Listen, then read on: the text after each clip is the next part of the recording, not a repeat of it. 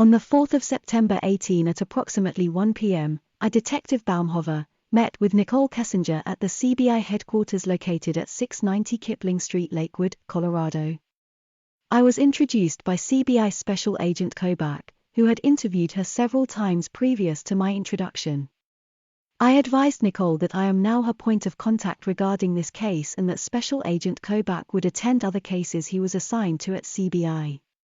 Nicole acknowledged this information and presented me a 7-page typed document she generated, containing notes of events she had recalled since her last meeting with Special Agent Kobach. The events documented reportedly occurred between the 26th of June 18 through the 13th of August 18. I advised Nicole I would review the notes she provided me along with the report's recordings from all the previous interviews and contact her with any follow-up questions I may have. Nicole acknowledged my statement and our meeting ended shortly thereafter. Special Agent Kobach agreed to complete a follow-up interview with Nicole's friend and provide me the reports. While at the CBI headquarters, I took custody of Nicole's cell phone, iPhone 6, which she had previously surrendered to Special Agent Kobach. I placed the cell phone into evidence and entered the CBI chain of custody form into the case file. Nothing further. 7-page typed document generated by Nicole Kessinger. Number 1. Approximately the 25th of June or the 26th of June 2018. In person. Asked Chris Watts when he and Shanann Watts had decided to separate. He told me late March, early April 2018. I asked if he still lived with her and he told me yes. Said that when she was home he slept in a different room and when she was gone he would occasionally sleep in the master bedroom, but not frequently because the bed was uncomfortable. I asked why he had decided to separate from Shanann. Chris told me Shanann was bossy. I asked what he meant by bossy. Chris responded that she was controlling. Said that they really don't argue much though. Said that once many years ago he attempted to stand his ground with her and she told him, "Get out of my house," and made him leave for a night. Chris said that he tried to avoid arguments ever since then. Said that now if him and Shanann disagreed, she would make nasty comments to him and he would just ignore them. I asked if she talked like that in front of his kids. He said yes, my kids started to repeat her words and that is why I wanted the separation. Asked him what he said to his kids when they repeated Shanann's words.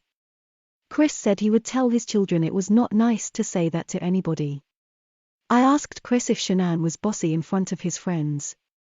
Chris said that Shanann was all about appearances in all aspects of her life and that in front of her friends she was occasionally bossy, but she would turn it into kind of a joke so that it was more discreet. I asked him how long the communication breakdown between them had been going on. Chris said 6 years and that the last year or two were the worst. I asked him if he had tried to communicate to her how it made him feel when she said mean comments to him. He said he tried to talk to her many times, but it fell on deaf ears. I asked Chris if they had attempted to go to counseling to fix their problems. Chris said no. Chris then said that some nights he would still currently hang out next to the bed in the master bedroom with her and would try to talk to her or spend time with her till she fell asleep. Chris tells me that the other reason he was separated is because Shanann hated that he liked to work out and eat healthy. Said that before they decided to separate, Shanann would get mad at him if he tried to go for a run at night once the kids were in bed. Said that Shanann felt it took away from time they should be spending together. Chris said that it was frustrating because when he would try to hang out with her she didn't pay attention to him and would talk on the phone and scroll through social media instead. Chris said that many times he would try to talk to Shanann and she would not acknowledge him. And instead would reply with, "Were you talking to me? Because I wasn't listening to you." Chris told me that Shanann had asked him numerous times to take pictures of them pretending to run together so that she could post it on social media, but she wouldn't actually go for a run with him. Said he started waking up early to lift weights because it was something he did every day and he didn't want his routine to interfere with his time with his kiddos. Said his health was important to him and he wished that she would have been supportive and not upset. Number 2. Approximately the 27th of June 2018. In person. Chris Watts brings condoms to my house. One box is full and unopened, the second is a set of condoms from a partially used box. I ask Chris why he has a set of partially used condoms. Chris informs me that the condoms he has are from back when he was still having sex with his wife. Told me they had been sitting in a closet collecting dust and that Shanann probably did not even know they were still there. Asked him why him and Shanann used to use condoms. Chris informed me that Shanann didn't like to get messy.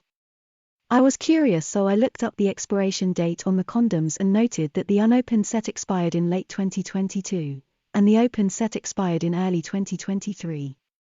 I looked up the lifespan of an unopened condom and discovered it is approximately 5 years. Based on my research, I assume these condoms were manufactured in late 2017 and early 2018. Number 3. On or shortly after the 4th of July 2018. In person. I complimented his home as being very beautiful. Chris said he had always wanted a smaller, ranch-style home. Chris said that Shanann insisted on the big house because she liked to throw parties and make it look like they had everything. I asked him what type of parties he was referring to. Chris shook his head left and right and said, just expensive parties. Chris then tells me that they had the house built and the only part of the design that he had any say in was the stone work and the paint color on the exterior of the house. Chris said his mortgage was $2,800 a month and he was tired of being house broke. I asked why it was so expensive. Chris said that about $500 of the $2,800 was homeowner's insurance. Number 4. The 14th of July 2018. In person. Went to his house to drop him off after we visited the Shelby Mustang Museum in Boulder. While at his house I felt uncomfortable, as if I did not belong there. He had built a beautiful life and it made me think that there was still a chance for him to fix things with his wife. I told him that I did not think it was fair to Shanann or to me that he was trying to live 2 lives by being in a relationship with both of us at the same time. Said that I think he either needed to fix things with her and let me go or he needed to move towards trying to finalize his divorce. I told him that I thought his problems with Shanann were fixable and that he should focus on trying to rekindle the relationship that they had before giving up. He said that Shanann was set on separating and that so was he. He said when Shanann wants something she gets her way. I told him I did not understand why they hadn't completed divorce after all these months if they were both so adamant about it. If she wanted it as bad as he stated, I did not understand why it seemed stagnant. At this moment I realized that he might be lying to me about his separation, so I started quizzing him on things he had told me earlier. Asked him when was the last time he was intimate with his wife. Chris told me that day that the last time he and Shanann had sex was in May, but had told me on an earlier date that the two had not been intimate since March or early April. I asked Chris if he used protection when he slept with her because he stated on an earlier date that he used condoms when they had sex. He told me that he had not used protection. I asked him if he was lying about his separation. Chris said no. I asked him if he was actively trying to have a child with Shanann since they had unprotected sex. He said no. I left his house. Approximately the 15th of July to the 19th of July 2018. Continued from previous. Text and person. He tells me that he still wants a separation, but this time he states it is because he has never met anyone like me. Told him that he better not be doing that for me, and that he needs to be leaving his current situation, because it is what he and her both felt is the best for their kids and for themselves. We spoke over the next several days and spent a little time together, but I did not want to be intimate with him. I kept telling him that I thought he really needed to fix things with her and to not worry about building a relationship with me anymore. Told him that I had been asked out on 2 dates since I had known him, and that I didn't go on either one and that I was stood up. Told him that he took the respect and trust from our relationship because I felt like he was lying. The 20th of July 2018. Continued from previous. In person. We attempt to have sex 4 times that evening and he seems mentally interested, but physically cannot perform. I asked him what the problem was several times and he kept telling me that nothing was wrong. I told him that he was quiet that day and it seemed like he had something on his mind. I asked him if what was bothering him had to do with the convo that occurred the previous weekend. Chris said yes. Told me that initially he was mad that I had been asked out on dates, but then felt that he couldn't be mad because that would make him a hypocrite. Said what was really bothering him was that I kept asking him to try to fix things with Shanann.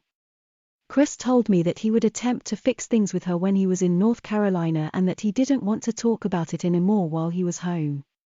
The sex from then on for the rest of the relationship was greatly reduced from 3 to 4 daily to 1 or maybe 2 times and was not as intimate when it occurred. Sex no longer happened every day we hung out, but was still frequent. Number 5. Conversation while Chris was in North Carolina. Phone. Chris tells me that he had a conversation with his buddy Mark who lives in San Diego. Says Mark informed him that many years ago he believes that Shanann was responsible for a large amount of money that was embezzled from a company that Shanann and Mark both worked for at the time, but that the company was never able to prove who did it. Number 6. Wednesday the 8th of August 2018. In person. Chris stops by the Frederick, Colorado Toyota dealership to pick up an order of touch-up paint and windshield wipers for my vehicle after he gets off work. I pre-ordered the paint several weeks earlier. He brings them to my house sometime between 3 to 4:30 p.m. that day. Number 7. Saturday the 11th of August 2018. In person. Chris told me he doesn't have any extra dollar for a deposit on an apartment.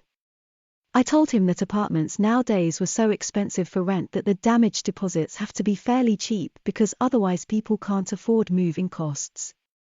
He said that every time he got paid he just watched his bank account dwindle down. Said he wished he had a way to prevent his disposable income from being spent. I told him that it is possible to divide paychecks into multiple bank accounts, but that if he considered doing that he would need to make sure he was responsible and that his mortgage and kids and his standard monthly bills were covered first. Told him that if Shanann ever wanted child support he would still be required by law to show proof of that income even if it was in a second account. I suggested that if he decided to do that perhaps just contribute a small amount that wouldn't impact his current living situation, but would give him a cushion for the first month's bills when he transitioned to an apartment, but that was his discretion. Monday the 13th of August 2018. Continued from previous. Text or phone. Suggested the bank account idea again after he told me that he thought Shanann was gone for the night at a friend's house. Asked him if any money was missing from their bank account. Chris said no. Tuesday the 14th of August 2018. Text. Chris told me he opened up a second bank account so he could start saving for an apartment. Number 8. Monday the 13th of August 2018. Text. Chris informs me his family is gone and asks me to call him when I have a chance. When I called Chris he informed me that the cops were at his house and that he would need to call me back. I was unaware that his wife had missed a doctor's appointment, or that his kids missed school that day, or that her friend had tried to contact her and couldn't, or that he had tried to call her and didn't get a response, or that her friend had stopped by the house hours earlier to check on her. I asked him why the cops were there. Chris informed me that Shanann's friend NICHOL had called them. Chris says that the media are arriving. I was confused and asked him why they were there. Chris tells me that NICHOL called the media.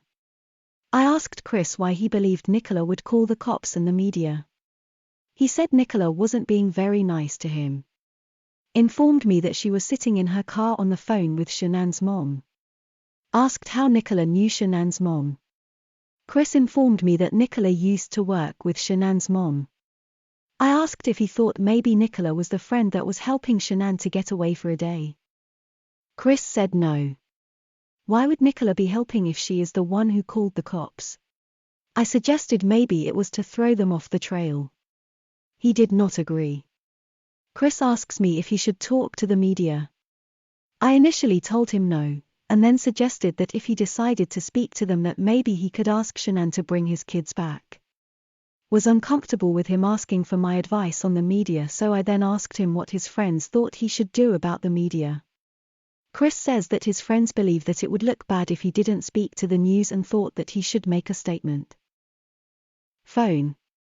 I asked Chris if the cops had attempted to search his friends' houses since he believed that Shanann had gone to stay with a friend. He told me no, they hadn't. I asked him why not and he told me he didn't know why they hadn't. I asked him why Nicola did not like him. He said he wasn't sure. I asked Chris if Nicola was married and how well he knew Nicola and her husband. He informed me that he didn't know her husband hardly at all. I again suggested that maybe Nicola was the one who may be helping Shanann to hide out from him for a while. Chris said maybe, but he didn't really seem like he was entertaining the idea. Asked him if he thought she was with another man. Chris said it was possible, but he didn't think so. I asked if he thought his family was in danger. Chris said that if my kids are with her then they are safe. Never said he was worried or concerned about his family unless I prompted the question. Looking back on everything, I am so glad that Nicola showed up that day to check on her friend. Number 9. Monday the 13th of August 2018. Phone. Chris says his home camera shows him leaving for work at 5:15 a.m. like usual that morning. Chris tells me that his home alarm system notified him that at 9:10 a.m. his garage door opened, but that he never received a notification on his phone that it closed again. I asked him if his garage was open when he got home from work that day and he told me no. I asked Chris if he thought that Shanann left out the garage at 9:10 a.m. that morning. He suggested that she either left out the garage door or the back door because there is no footage of her leaving from his front door camera. I asked Chris if there was any sign of forced entry and he told me no. Told me he didn't want to keep talking about that subject and asked me to talk about something else. End of letter. My thoughts.